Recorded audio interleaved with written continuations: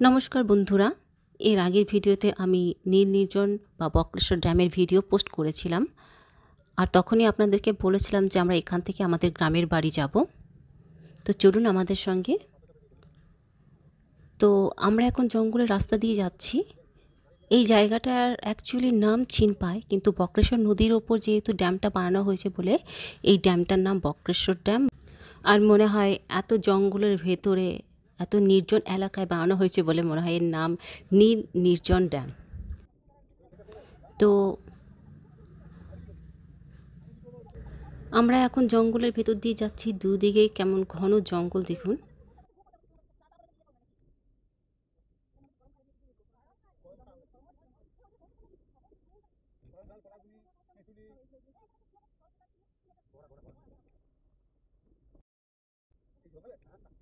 Memory card error.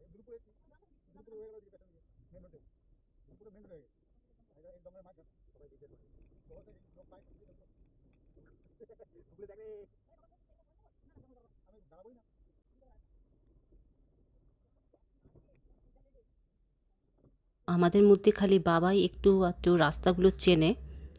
আর মাঝখানে যদি কাউকে দেখা পায় কোনো মানুষের, তাহলে তাদেরকে আমরা জিজ্ঞেস করে নেব ঠিক কোন দিকে যাব।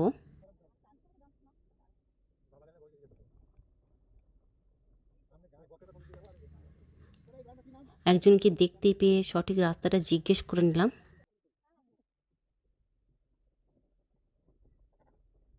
জঙ্গলের মধ্যে অনেক দূরে দূরে ছোট ছোট গ্রাম রয়েছে। আর দেখতে পাচ্ছি রাস্তার দুপাশে কোথাও কোথাও বজরংবলীর মূর্তি আর মন্দির দেখতে পেলাম।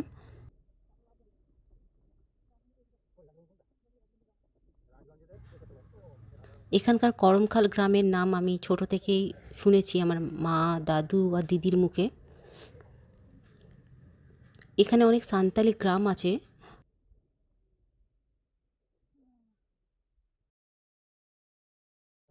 Memory card error.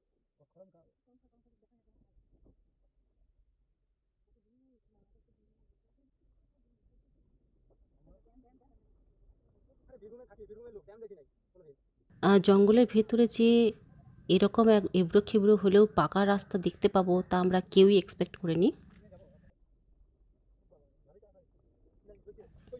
আগের দিনে আমাদের গ্রামে হাট বসতো, আর তখন এইসব গ্রাম থেকে মানে এত দূর থেকে গ্রামের মানুষজন পায়ে হেঁটে তখন হাটে যেত, তাও আবার খালি পায়ে। আর গরুর গাড়ির দেখা পাওয়া তো মানে হাতে চাঁদ পাওয়ার মতো। তা তখন হাটে যাওয়া আসার মাঝখানে মানুষগুলো দেখতাম আমাদের গ্রামে বা আরও অন্য গ্রামে কোথাও কোথাও একটু বসে জিরিয়ে নিত, একটু জল চেয়ে খেয়ে নিত, তারপরে আবার তারা রওনা দিত। তো সেই করেই সব একে অপরের সঙ্গে মুখ চেনার মতো হয়েই থাকতো। আমি ছোটোবেলায় দেখেছি আমার দাদুর বাড়ির সামনে একটা বড় আম গাছ ছিল, সেখানে খুব ছায়া থাকতো। তো যারা অনেক দূর দূর থেকে হাটে যেত, তো যাওয়ার সময় তারা দেখতাম ওখানে একটু বসতো, সবার সঙ্গে একটু গল্প করতো, তারপরে তারা আবার তাদের নিজেদের বাড়ির দিকে রওনা দিত। কত টাফ লাইফ ছিল তখনকার মানুষদের। আর এখন তো দেখতে পাচ্ছি মাঝে মাঝে কখনো টোটো, বাইক বা গাড়ি আমরা এখন জঙ্গলের মাঝখানে দেখতে Memory পাচ্ছি। card error. তখনকার কথা ভেবে দেখুন কী অবস্থা ছিল। এখানকার এই করমখাল গ্রামেই আমার দাদুর এক সান্তালি বন্ধুর ঘরে নেমন্তন্ন ছিল। তো তার জন্যই দাদুর সাথে আমার দিদি, আমার দাদা আর আমার আরেক মাস্তুতো দাদা সবাই মিলে এসেছিল। সে কথা আমি তো দিদির মুখে অনেকবারই শুনেছি। তাদের আদর আপ্যায়নের খুবই প্রশংসা শুনেছি দিদির মুখে। তাই দিদি যখন এখন এই রাস্তা দিয়ে যাচ্ছে, দিদির চোখে মুখে সেই এক্সাইটমেন্টটা আমি দেখতে পাচ্ছি। দাদার তেমন কিছু মনে নেই। তো সেই দিনের কথাই দিদি বলে যে ফেরত যাওয়ার সময় তখন ওদের সন্ধে হয়ে গেছিলো। তো দাদু ফেরার সময় রাস্তা ভুল করে অন্য রাস্তায় Memory card error. গরুর গাড়ি চলে গেছিলো। আর জঙ্গলের মধ্যে একটু তাড়াতাড়ি অন্ধকার হয়ে যায়। আর সাথে আলো বলতে ছিল শুধু একটা লণ্ঠনের আলো, ভাবলে গায়ে কাঁটা দিচ্ছে।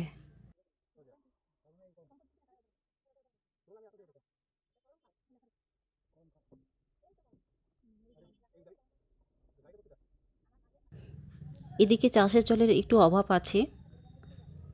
এদিকে আমার দাদু চাষিবাসী মানুষ ছিল, তো ছোটোবেলায় যখন দাদু চাষের জমিতে যেত গরু গাড়ি করে, আমরাও 4 ভাই বোনের মধ্যে আমরাও কেউ না কেউ দাদুর সঙ্গে যেতামই।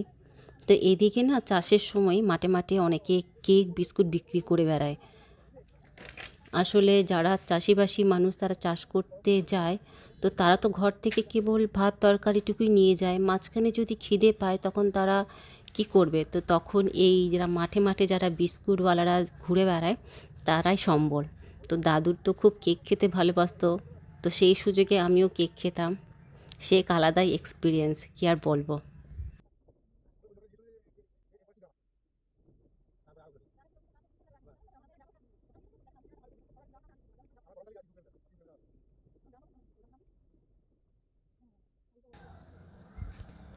কারে করে যাচ্ছি বলে দিনের বেলায় কিছু মনে হচ্ছে না, কিন্তু আমি এখন ভাবছি যদি এটা গরুর গাড়ি করে যেতাম তাহলে দিনের বেলা হলেও এত ভয় লাগতো। কেমন একটা ঝিমঝিমে একটা আওয়াজ আসছে ঝিঁঝি পোকার মতো দিনের বেলাতেও ভেতর দিক থেকে। Memory card error.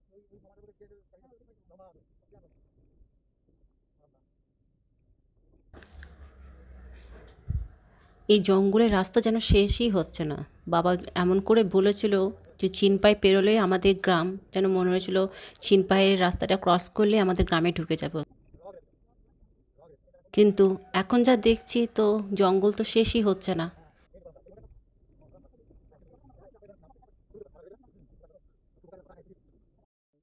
Memory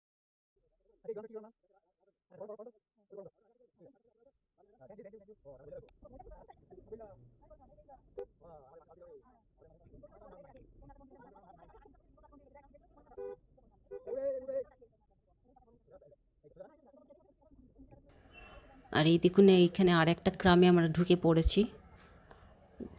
বীরভূমের সব গ্রামগুলো দেখলেই যেন মনে হয় যেন আমাদেরই গ্রাম। সব বাড়ি বানানোর স্টাইলগুলো একই রকম, চারিদিকে একই রকম সেই দৃশ্য। memory card error. রাস্তার মধ্যে খড় পড়ে আছে আর সে পাতা পোড়ানোর গন্ধ, যেন মনে হচ্ছে হ্যাঁ চলে এসেছে একেবারে কাছে। দেখা যাক আর কত দূরে।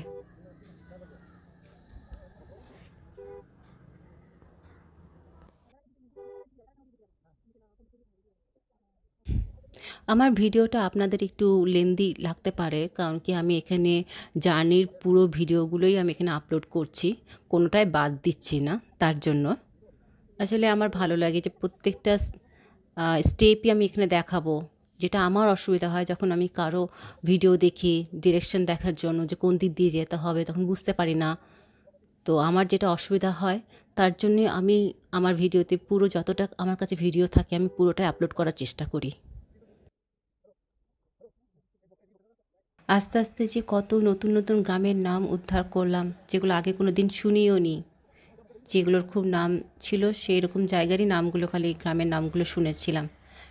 এখন তো প্রচুর গ্রামের নাম শুনতে পেলাম আস্তে আস্তে। এদিকে গ্রামগুলোতে তাও তো গাছ আমরা দেখতে পাচ্ছি, আমাদের গ্রামটাতে অত গাছ নেই। চারিদিকে খালি ঘরই ঘর এখন হয়ে গেছে। আগে যদি বা কিছুটা গাছ দেখতে পেতাম, গাছগাছালি, এখন তাও নেই। দুদিকে দেখুন সর্ষের ক্ষেতগুলো দেখতে কি ভালোই না লাগছে। এখন যেহেতু শীতকাল বলে তাও মাঠে সবুজে দেখা পাচ্ছি, না তো গ্রীষ্মকালে চারিদিক খালি ধু ধু করে।